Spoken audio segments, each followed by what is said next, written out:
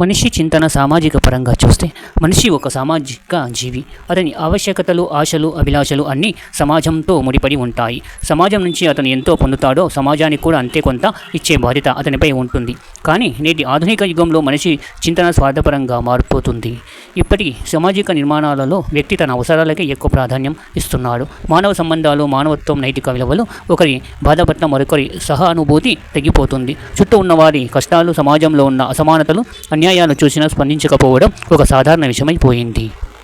అయితే ఇదంతా మనిషి సహజ స్వభావం కాదు. అతడు సమాజాన్ని బాగా చూసుకోవాలనే ధర్మంతోనే జన్మించాడు.